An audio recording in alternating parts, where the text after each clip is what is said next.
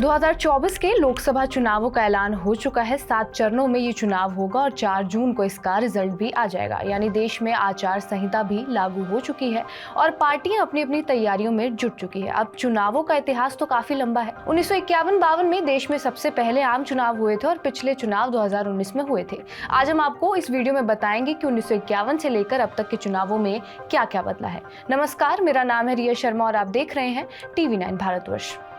1951-52 में जब चुनाव हुए थे तब अधिकांश लोगों को पढ़ना लिखना नहीं आता था। तब भारत की आबादी 36 करोड़ के आसपास थी। उस चुनाव में 10 करोड़ 59 लाख वोटर्स ने वोट दिया था और इसके बाद भारत की आबादी भी बढ़ती गई। 2019 में हुए चुनावों में 61 करोड़ 47 लाख वोटर्स ने वोट दिया था। इस साल चुनाव आयोग के मुताबिक 96 करोड़ वोटर्स इस साल वोट देने वाले हैं। पहला लोकसभा चुनाव करीब 4 महीने तक चला था। 25 अक्टूबर 1951 से शुरू होकर 21 फरवरी 1952 तक ये चुनाव हुए थे। कुल 17 दिन मतदान हुआ था, जबकि 2019 का लोकसभा चुनाव कुल 7 चरण में हुआ था। 11 अप्रैल 2019 से शुरू होकर ये 9 मई 2019 तक चला था। 2024 का लोकसभा चुनाव 19 अप्रैल से 1 जून तक चलेगा और ये भी 7 चरणों में ही होने वाला है। अब आपको वोट प्रतिशत भी बता देते हैं।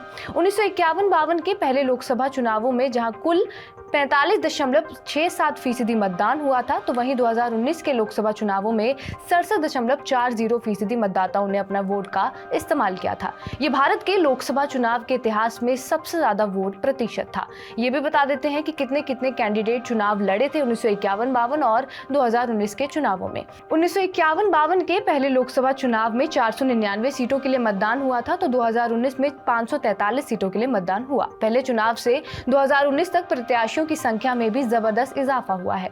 1951-52 में जहां 1874 उम्मीदवार मैदान में थे, तो 2019 में 8054 प्रत्याशियों ने अपनी किस्मत आजमाई थी, जिसमें 7322 पुरुष थे और 726 महिला उम्मीदवार थी। 6 थर्ड जेंडर प्रत्याशियों ने भी अपनी किस्मत इस चुनाव में आजमाई थी। 1951-52 के लोकसभा चुनाव में कुल पार्टियां 53 थी जो चुनावी मैदान में उतरी थी, जिसमें से 14 राष्ट्रीय पार्टियां थी और 39 क्षेत्रीय पार्टियां थी।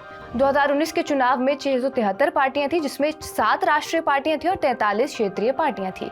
भारत का चुनाव आयोग कम से कम 40 देशों को चुनाव कराने की ट्रेनिंग भी देता है और उनको बारीकियां भी सिखाता है। कई देशों के चुनावी अधिकारियों कर्मियों के लिए भी स्पेशल ट्रेनिंग का आयोजन जो है हमारे भारत का चुनाव आयोग करता है। बहरहाल आपका इस वीडियो पर क्या कुछ कहना है हमें कमेंट बॉक्स में जरूर बताएं। बाकी देश और दुनिया की तमाम बड़ी खबरों के लिए बने रहिए TV9 डिजिटल पर।